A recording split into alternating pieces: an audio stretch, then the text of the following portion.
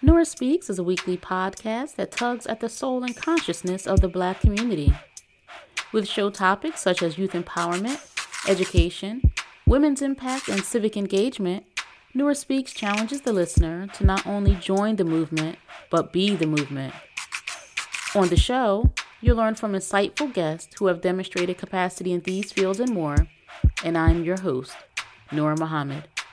Welcome to the show.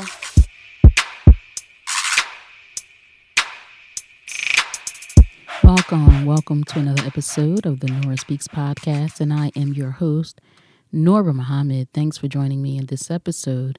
This episode's title is Clean Glass, Dirty Glass, and that phrase and the wisdom from that phrase, it's to teach us that we really never have to condemn a dirty glass. Instead, we are taught to set up a clean glass, and the people will see the distinction and make the right choice naturally.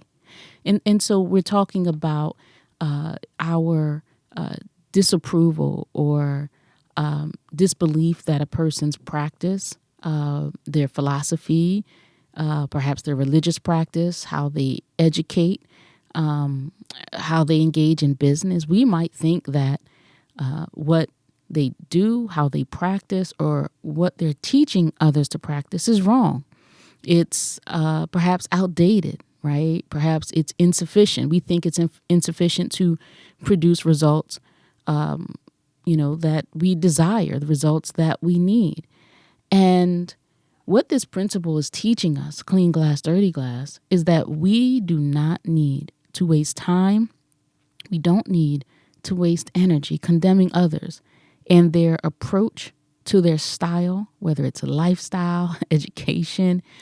If what we have, our practice, our belief, our training, our technique, if we think that what we have is better, is right, it's true, instead of condemning others, we should just do our good. We should espouse our good. We should manifest what it is that we think is right, what we think is proper, what we believe creates results, and we should just implement that. And this principle is applicable, even in sports. If there's a new coach, and in that coach's exuberance and excitement, and perhaps foolhardiness is not accepting the guidance or the wisdom of more seasoned coaches, we don't have to beat that person up, right? We don't have to shout from the rooftops or call the children's parents or the players and say your coach is backwards, your coach is wrong, your coach this, your coach that. We don't have to condemn that coach. Let that coach go ahead and manifest results. And if that coach is wise and sees the error of his ways, then he will circle back and he will say, now, what was it that you said again? How do I talk to these parents? How do I address these young people? How do I help them unite as a team? Now, if he's a fool, he's going to stay where he is. He's going to continue doing what he's doing. That other coaches know that is not exactly the right way to go about that.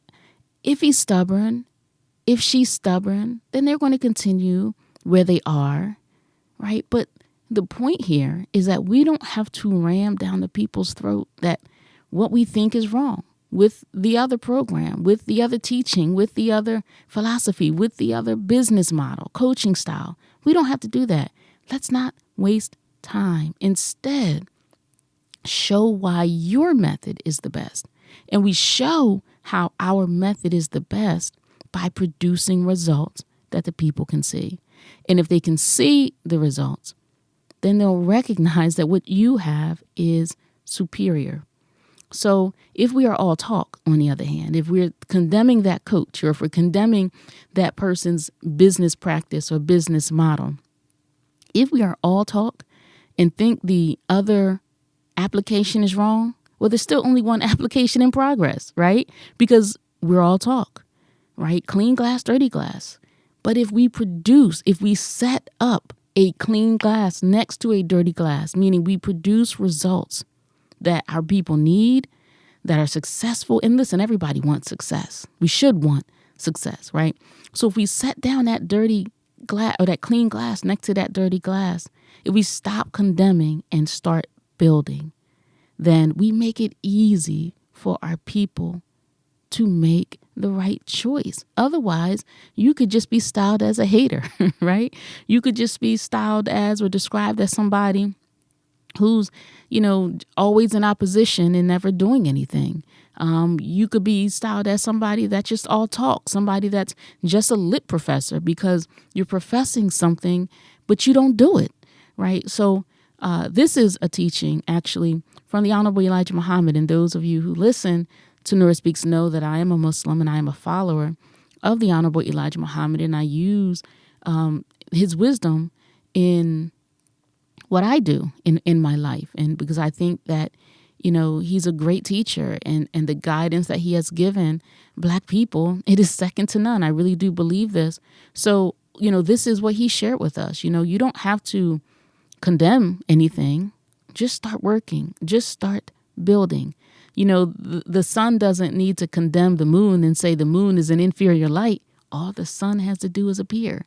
And the brightness that we got from that moon at night, when that sun comes, we don't know what night is when that sun is shining bright. So if you have some good to do, if you think that others are mistaken, if you think that others and their way to restorative justice, or their way to economic empowerment, right, or their parenting style. I mean, to condemn a parent's parenting style and you yet have had children yourself, it could be, difficult to listen to you, right? If you're condemning a teacher's teaching style and you're not in a classroom teaching anybody, it could be difficult to listen to you.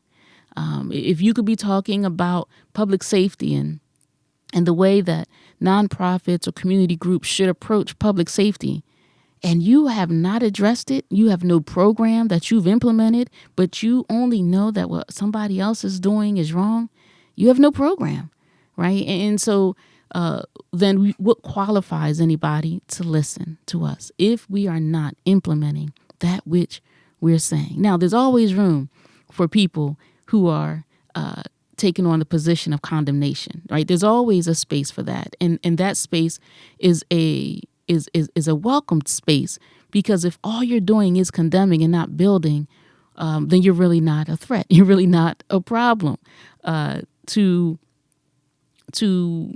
changing the conditions of our people. There are some people who like us in a terrible state of condition, who like us filling the prison houses. And so the organization that's working to empty those prison houses or to prevent our young people from going wayward, if all you're going to do is condemn their way to approach youth, to divert youth to positive programs, but have nothing for yourself, you just want to be a nuisance, well, you're allowed to be a nuisance. But it would be better. It would be so much better that if you got in the game, that you put on your shoes and rolled up your sleeves and got out there and got in the work, not just the work of talking and condemning, but the work of creating a competing message or creating an alternate program that you think, with your wisdom, with your theory, with your hypothesis, that will yield the success that you say others should be achieving. So let's stop condemning and let's start building. Thank you for listening to this episode of the Noor Speaks podcast. Until next time, stay in peace. We were brought here as a piece of property. And to keep that piece of property, it is to not allow the property to know the value of the property. What I mean by that, if you had known the history of yourself, you would not have been made a slave. And you won't be a slave now if you have a knowledge of yourself. It's hard to enslave a person that have equal knowledge with you. You just can't do it. And so this knowledge of yourself is the thing that will free you from what you have been suffering from. Thank you for listening to another episode of the Nora Speaks podcast. Be on the lookout for a new episode coming at you fresh next week. And as always, if you want to learn more about me and the work that I do, visit my website, norahmuhammad.com. Or if you have a listener question, email me at info@noraspeaks.com. You can also follow the Nora Speaks podcast on Facebook, Instagram, and Twitter at Nora Speaks Podcast. I'll be sure to include links in the show notes. If this show has value to you, please subscribe, rate, and review, and share it with family and friends. And be sure to check out previous episodes. And remember, don't just join the movement, be the movement. Stay in peace.